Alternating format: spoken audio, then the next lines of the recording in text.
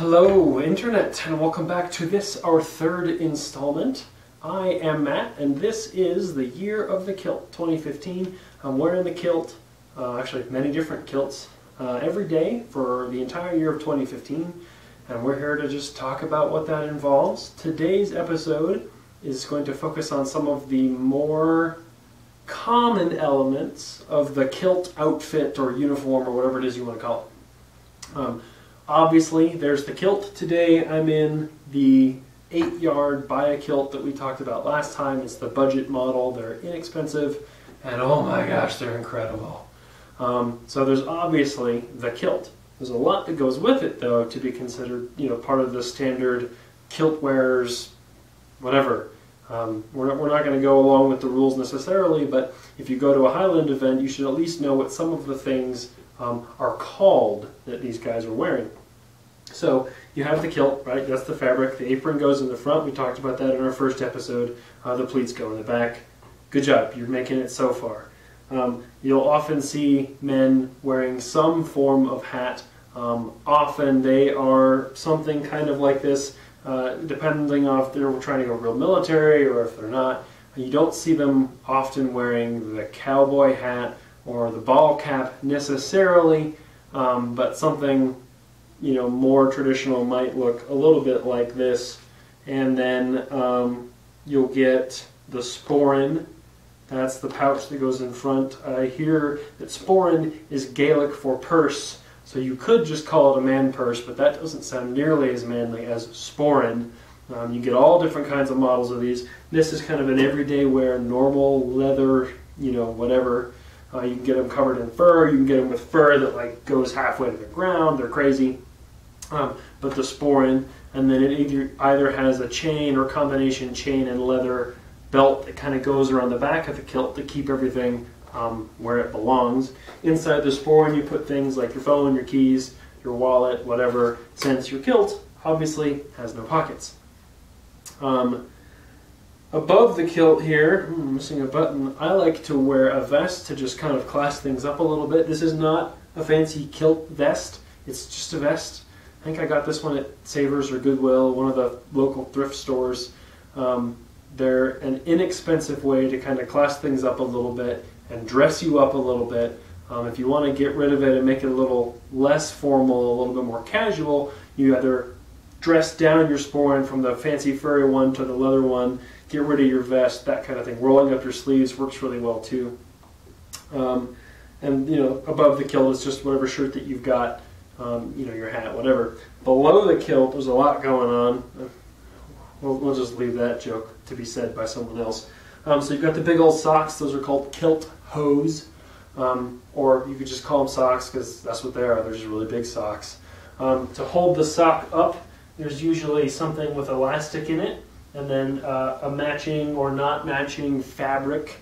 Those are called flashes, and they kind of help hold the sock above your calf there, because otherwise they have a tendency to kind of droop and whatever over the day as you're throwing sheep or logs or whatever it is that you're doing in your kilt. Then there's also the Sgian Dubh, which is theoretically a knife. This is a horrible version that I thought was an actual knife and is not. They call it the safety Sgian Dubh. It's spelled in a really weird way. You can look in the description for how it's spelled. It looks like Sgian Dubh, Sgian Dubh, whatever, Sgian Dubh. It's a knife that is traditionally worn in a sock. Almost everyone today who wears a Sgian Dubh doesn't actually use it as a knife because, whatever, I don't know, I think it's an incredibly useful place to keep a knife, and you just wear it right down here. In my everyday life, I actually carry a folding knife in my boot that's a little more useful. Just because it's an actual knife. You don't have to mess with it. You don't have to worry if everybody can see it or whatever, concealed, whatever. In Arizona, I can get away with a lot of kind of concealed weapons. That's just how things work here. So I carry just a folder that's in the top of my boot. But back in the day, it was the Sgian Dubh, and it was in your sock or whatever. In addition to the dirk that you would carry on your hip. This, of course, isn't a dirk. It's a K-bar. I do always carry a fixed blade knife because I'm one of those people, whatever that means. But But when I'm in a kilt, I typically like to carry at least 2 knives just because they can't hurt to have them, and they're useful to have. They're good tools. I'm not out to like stab people, whatever. I do work in an environment where I get to use knives to open boxes and, you know, whatever. But I do carry multiple knives. It's kind of a thing in the kilt. I was once accosted by a man who surprisingly wasn't interested in whether or not I was wearing underwear, but was interested in whether or not I was carrying at least 3 knives, because he was convinced that it was a rule that a man in a kilt always had to have 3 knives. I did, at the time, happen to have 3 knives, 1 on my bag and then these 2. But rules aside, knives are kind of a Scottish thing. Flasks also appear to be a Scottish Gaelic sort of thing. If you're wearing a kilt, people assume that you have whiskey or some sort of beverage with which to inebriate yourself and hopefully those around you. Like you go to a wedding and someone's like, hey, psst, you got a flask? It's like, actually, yeah, I do. It's in my sporran here. Here you go, you know, whatever. And then, of course, boots or shoes. You get the shoes with the special kilty shoe stuff. I don't deal with that, the ghillie bruges or whatever they're called. I'm a boot guy. I'm always in boots, so I just wear boots with my kilts. The kilt cops haven't arrested me yet, so I'm just gonna keep on doing what I'm doing. So from the beret to the vest to the sporran to the kilt. Oh, the kilt pin was a thing, and I don't really understand it, so most of the time I don't wear it. I have a couple, and I've made a couple. Making them is kind of fun. I like that. But it was a pin designed to weight down the kilt. You're not pinning the kilt, 2 pieces of the kilt together. You have the front apron that folds up so that when you squat or whatever, the kilt comes in front of your gentleman sausage. And so it's not designed to inhibit that. You don't want to pin the 2 pieces of the kilt together, unless you do, in which case we're breaking all the rules and that's fine. I prefer not to do that. It's kind of just a style thing at this point, because the kilt generally doesn't need to be weighted down, and most of the kilt pins that I've seen weigh next to nothing and wouldn't do any good holding the kilt down. So that is, I think, all of the pieces of the kilt uniform or whatever that I typically wear when I'm kind of dressing up and doing the whole kilt thing. Usually in a utilikilt or even in some sport kilts, that kind of thing. It doesn't really matter. No one's going to be like, oh man, where's your Sgian Dubh? What's your problem? Because most people don't know anything about kilts or care. But if you go to the guy who happens to be the local Celtic Society president, he might kind of look at you and be like, oh, well, he's missing all of these important things. He clearly doesn't know what he's doing. But screw him, because who cares? Because you're wearing a kilt for you and not for the people around you. Unless your wife / girlfriend / significant other has decided that you look really good in a kilt, because you obviously do, and then you wear it for him or her, which is great. Whatever.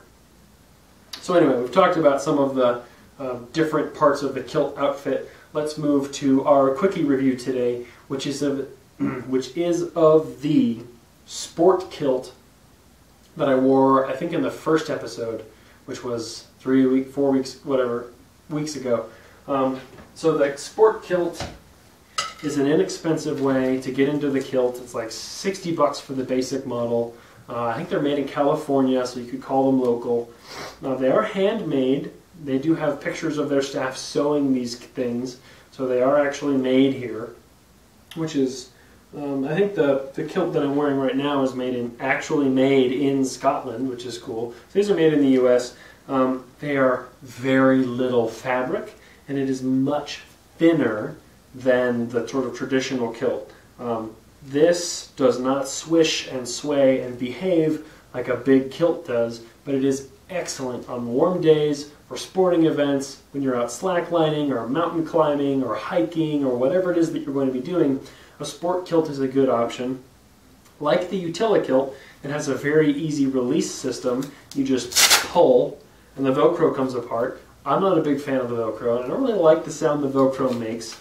And sometimes I find myself, moronically, kind of missing the way that the Velcro wants to go together. The medium of the sport kilt is also much shorter vertically than a traditional kilt. So it sits pretty low on my waist in order to come to the knee, which is where a man's kilt should come. Above the knee, it's supposed to, what is it? Above the knee, you're a boy. At the knee, you're a man. Below the knee, you're a liar. Whatever that means. I think it's something to do with how big your dick is or something. Whatever that's about. The sport kilt doesn't quite make it all the way to the knee for me. I do have a large version that's in a different tartan, and that one fits a little bit better on me, and it also just feels better. But if I had to use one word to describe the acrylic fabric these are made out of, it's flimsy. There's not a lot going on. It's really cool on a summer's day, so you can get the ventilation going, and that stuff's great. The Velcro system is good. I have the other one of these that I've had for 2 years is holding up fairly well, not quite as well as this one is, and they do have a bunch of different tartans available, so that's always good. And you can add like the leather buckles and the belt loops and that kind of stuff, but it gets more and more expensive, and by the time you're done with the works on a kilt, I think it's like 120 or 130 bucks. So whether or not that's worth it, that's up for you to decide, but they are good warm weather kilts, they're good activity kilts. They're good kilts to wear when you're like cleaning the apartment or whatever, when you don't really care if it gets dirty or, you know, if it gets bleach on it or something, because they're not all that expensive, and they're not really a super huge deal to replace. It's pretty easy to get, whereas a kilt made in Scotland, you know, whatever, may or may not be as easy to replace. They also offer a package, Sport Kilt does, where you can get the matching flashes and they give you the hose and that kind of stuff too. Relatively inexpensive. I think I got the kilt, the hose, the flashes, a kilt pin, maybe something else, oh, and a t-shirt for 140 bucks, which is not great but not horrible. But you'll see them a lot of like the Tough Mudder, the mud terrain running obstacle course events, which are sort of cool, I guess. And they're good for just casual, you know, going down to the bar or whatever. They will elicit conversation just like a regular kilt, because nobody knows the difference between a sport kilt and a kilt made in Scotland, except for those people who already know that you're in a kilt and they think you're cool just because you're wearing it. They're not going to look at you and say, oh, it's a sport kilt, you suck. And if they do, then they suck and screw them. There's a lot of screwing other people going on in this episode. I feel kind of bad about that. But again, we're not in this for the rules. We're in this just to enjoy it and have fun. Segueing a little bit into our Culture E section, I've been listening to another band for this week. I've actually been listening to this band for a long time, so it's cheating. But Flogging Molly put a new album out a few years ago. Or maybe it was this year. I don't really know. I like Flogging Molly. I've been listening to their music a lot for the last 10 years, maybe. And I've kind of gotten back into them, and I've been listening more and more to their music, including some of the newer stuff. And it's much more sort of punk rock, much more like screw the man, much more let's go out drinking and whatever. Maybe that's why this episode is so full of like screw you and, you know, whatever, fuck the rules. I guess I could say fuck on this show because it's my own YouTube channel.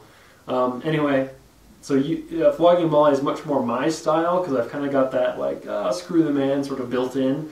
But it's really enjoyable music. It's a lot of fun. It's not the kind of music necessarily that you listen to with your mom or your grandma, but it is the kind of music you might listen to during, before, or after a night of drinking. So highly recommend it. They're a lot of fun. I'll put a link to some of their music in the description down below.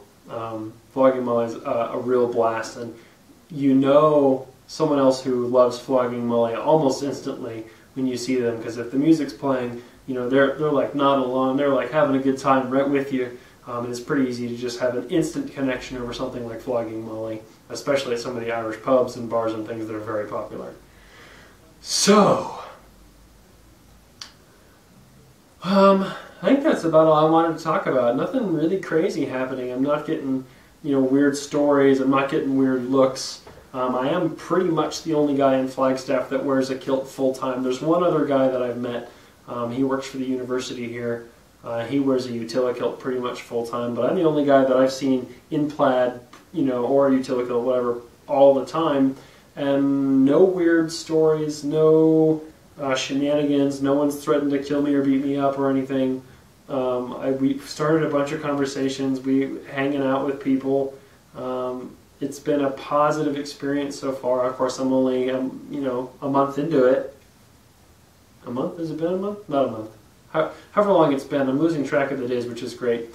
It's not a hardship in any way. It's been a lot of fun. And I don't really miss the pants at all yet. The day may come when I miss them, but so far I haven't found myself missing it. I put them away. They're gone. They're in my my summer storage. I don't need them. I've just been in the kilt and it's been great. So I am Matt, and this is the year of the kilt, and I'll plan on seeing you guys next week.